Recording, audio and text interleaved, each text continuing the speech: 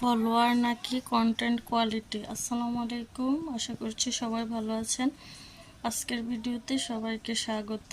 আজকের topic follower নাকি content quality. Digital যুগে কন্টেন্ট তৈরি এখন শুধু শখ নয়, অনেকের জন্য পেশা।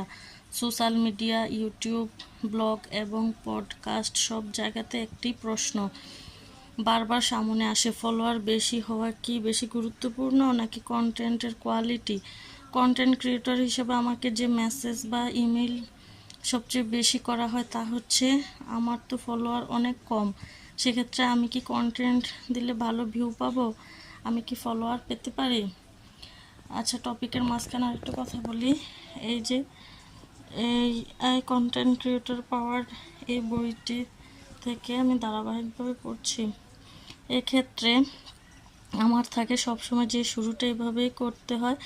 কারোরই প্রথম থেকে অনেক বেশি ফলোয়ার থাকে না, সবারই ফলোয়ার 1 থেকে 2 জন দিয়েই শুরু হয়, সাথে সাথে আপনার ফলোয়ারও বাড়তে থাকবে।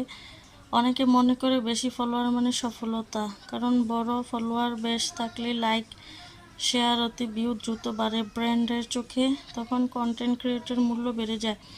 কিন্তু এই ফলোয়ার যদি কন্টেন্টের মান ছাড়া অন্য কারণে আসে, ট্রেন্ড, বিতর্ক বা সাময়িক ভাইরালিটির মাধ্যমে, তাহলে সেই জনপ্রিয়তা বেশি দিন টেকে না। অন্যদিকে কন্টেন্ট কোয়ালিটি হলো দীর্ঘমেয়াদী ভিত্তি। ভালো কন্টেন্ট মানুষের সমস্যার সমাধান করে, কিছু শেখায় বা অন্তত মানসম্মত বিনোদন দেয়। কোয়ালিটি কন্টেন্ট ধীরে ধীরে বিশ্বাস তৈরি করে। এই বিশ্বাস থেকে গড়ে ওঠে সত্যিকার অডিয়েন্স, যারা শুধু সংখ্যা নয় বরং সক্রিয় অংশগ্রহণকারী। বাস্তবে দেখা যায় কোয়ালিটি ভালো হলে ফলোয়ার এমনিতেই আসে, কিন্তু ফলোয়ার থাকলে কোয়ালিটি নিজ থেকে আসে না। তাই ফলোয়ারকে লক্ষ্য না বানিয়ে কন্টেন্টকে গুরুত্ব দেওয়াই বুদ্ধিমানের কাজ। সময় নিয়ে কন্টেন্টকে যত্ন করে তৈরি করতে হবে এবং এতে করে ফলোয়ার কম বেশি সেটা নিয়ে ভাবতে হবে না। লক্ষ্য হওয়া উচিত এমন কন্টেন্ট তৈরি করা যা মানুষ মনে রাখে, বিশ্বাস করে, অন্যদের সঙ্গে শেয়ার করতে চায়। সময়ের পরীক্ষা শেষ পর্যন্ত টিকে থাকে কোয়ালিটি।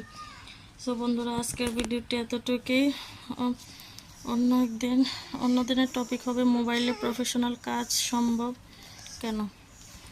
আল্লাহ হাফিজ, আসসালাম।